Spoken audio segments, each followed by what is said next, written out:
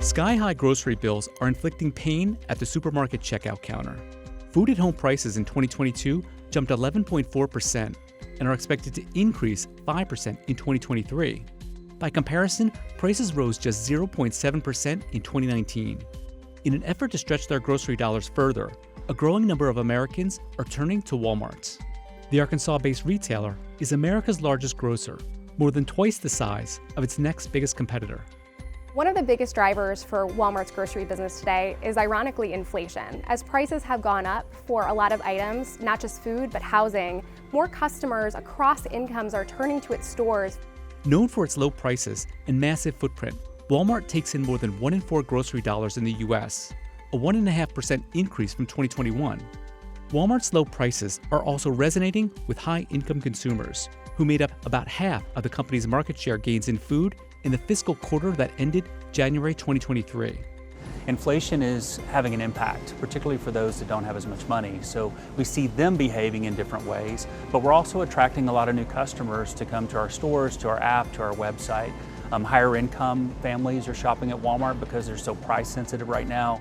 When we think about the grocery landscape over the next 5 and 10 years, we see increasingly middle America and affluent America shifting some of their shopping basket over to Walmart. To boost its customer base, Walmart has enhanced its online shopping experience, added robots to its warehouses, and ramped up programs like drone and direct-to-fridge delivery. It's also expanded its late-night delivery offerings. As it has gained market share, its stock price has continued to climb. But Walmart, along with its rivals, has also faced criticism that it doesn't compete fairly with small independent grocers. You will see milk being sold in place $1 a gallon less than what I can even buy it for. Eggs, anywhere from 25 to 50 cents or more less than what I can purchase it from. As long as we are not on a level playing field, the more we will see grocery store closures across the country, the less opportunity there will be for these consumers.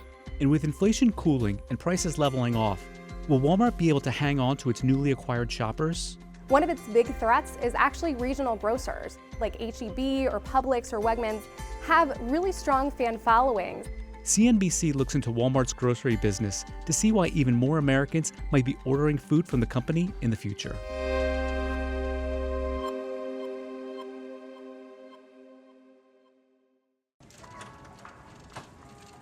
The first supermarket opened in the U.S. in the early 1900s. Inventions ranging from the shopping cart to the frozen dinner, in addition to the rise of the suburbs, helped the format flourish. Following World War II, supermarkets emerged as the leading food retailer in the U.S., with the number of stores more than doubling from 14,000 in 1950 to 33,000 in 1960.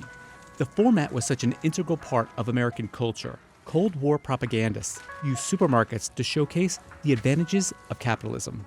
Tell me, who could possibly afford to buy food in a place such as this? Well, this is just an ordinary food market. Most everybody in America shops in stores like this from time to time. 40s, 50s, 60s, we had an incredibly robust and diverse market. It's so interesting to me that in the 1950s, independent grocers were about half the market. They were going like gangbusters, like really thriving. But we also had the growth of these chains like Kroger and Safeway. Sam Walton opened the first Walmart in Arkansas in 1962. 2 decades later, a full-scale supermarket was added, creating the chain's first supercenter. Around the same time, Walmart launched Sam's Club, its warehouse store. By the early 2000s, Walmart was the country's largest grocer. Walmart in its early days was more of a destination for general merchandise that you needed for your home and your life. It's increasingly become your regular grocery store. In an effort to beef up its e-commerce operations, in 2016, it purchased online retail site Jet for $3.3 billion. 4 years later, the site was discontinued. If you look at the trajectory of our business, it changed when we made that acquisition. Not only did we pick up Mark Laurie and a great team, we picked up fulfillment centers, a lot of expertise that ended up paying off. Walmart's competitors were expanding too. Between 1997 to 2000, a fifth of all U.S. supermarkets, 4,100 stores in total, were acquired. By 2005, the 20 biggest U.S. grocery stores, including Kroger, Albertsons, and Safeway, accounted for more than 61% of total U.S. grocery store sales. and that consolidation continues today. Grocery chain Kroger announced in October 2022 its plans to buy rival Albertson in a deal valued at $24.6 billion. The U.S. had over 63,000 grocery stores and supermarkets in 2023, employing nearly 3 million people.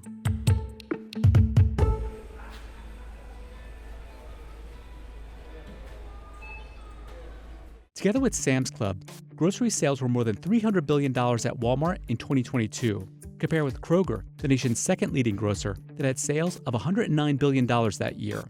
But how did Walmart's grocery segment get so big so fast? For starters, Walmart uses its deep pockets and grocery muscles to negotiate favorable prices with suppliers. Walmart's scale has always been a huge advantage in terms of its ability to negotiate with suppliers and get really the best terms of any retailer in the industry. Based on a basket of 45 identical goods that includes milk, a dozen eggs, and a frozen pizza, Amazon Fresh prices were about 28% higher than Walmart's. Target's prices were about 9% higher than Walmart's. Its massive footprint is another part of its success. Walmart has more than 4,600 locations in the U.S. alone, enabling shoppers to purchase goods in-store or pick up curbside. About 90% of Americans live within 10 miles of a Walmart store. They also act like mini warehouses. More recently, Walmart has been testing a way to automatically fulfill grocery orders. So it's adding automation in the back of stores. It actually made an acquisition of Alert Innovation, which is a company that essentially has a bunch of robots that act almost like a larger version of a vending machine that help pick different groceries and make it speedier and cheaper to fulfill online grocery orders. Even this year, they've talked about investing, I think, close to $18 billion or $17 or $18 billion in capital expenditures, a lot of which is going to go toward automation, which should help to drive, over time, better profitability. Walmart said it expects 65% of its stores to be serviced by automation by the end of fiscal year 2026. Automation could make some jobs obsolete. Walmart, the country's largest private employer, has 1.6 million workers on staff in the U.S. It has also upped its e-commerce game and added convenient shopping options to entice high-income consumers. It added same-day grocery delivery for Walmart Plus subscribers, advertising that delivery could come in as little as 30 minutes. Walmart has also rolled out multiple delivery options. Drone delivery, which began in 2021 and is available in a handful of markets, including Texas and Florida, has made more than 10,000 deliveries as of September 2023.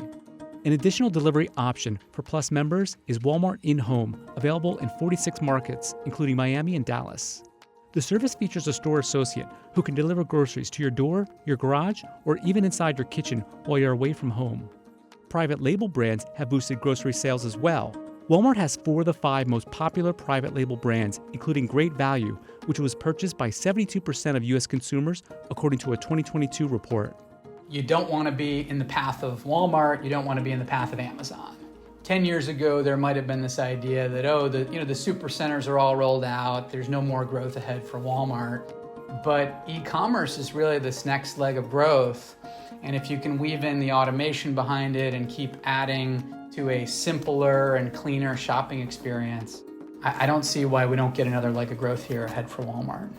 And while groceries are considered a low-margin business, they also enable Walmart to move customers into high-margin discretionary spending categories like apparel and home furnishings. So Walmart doesn't have to really make much in terms of groceries. They could even lose money on groceries because part of the strategy is to bring people in and then sell them all the other stuff. Groceries made up 59% of Walmart US's 2022 net sales, followed by general merchandise and health and wellness. Walmart US accounted for 69% of the company's 2022 sales. Another way Walmart dominates its rivals in terms of grocery dollars is by attracting Supplemental Nutrition Assistance Program benefits. SNAP is the government program formerly known as food stamps to help reduce poverty and food insecurity. SNAP provides nutrition assistance to millions of eligible low-income individuals and families. Almost 97% of SNAP shoppers purchased groceries at Walmart in the past year, spending on average nearly $2,300. More than a quarter of total SNAP grocery dollars spent in the U.S. went to Walmart that year, compared with about 8% at Kroger and less than 6% at Albertsons. But what impact do Walmart's low prices have on smaller independent grocers? for an independent grocer, the challenge that they're facing right now is that Walmart and a few of the other big grocery chains are going to major grocery suppliers and saying, hey, we're 25% of your sales.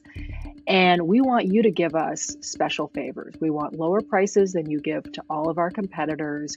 We want assorted marketing dollars to come to us. We want you to organize your packaging to fit our parameters, all of these different things. And the suppliers, what's their choice?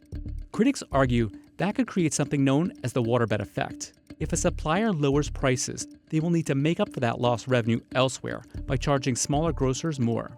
Independent grocers account for a third of U.S. grocery sales. Jimmy Wright is the owner of Wright's Market, a 20,000-foot grocery store in Opelika, Alabama.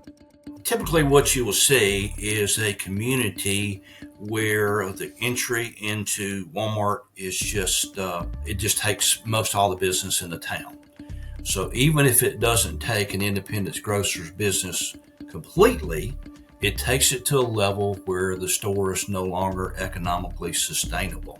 The 10 largest U.S. grocery chains, including Walmart, Kroger, Costco, and Albertsons, saw sales of $863 billion in 2022, 24% higher than 2019.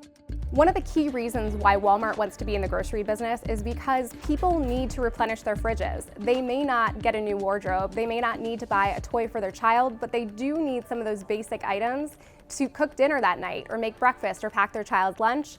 And those items tend to drive frequency, and that frequency can turn into other sales of other items that tend to be higher margin. And if Walmart can get people to cross the aisle from the dairy aisle to the clothing aisle, that's really where it makes its money.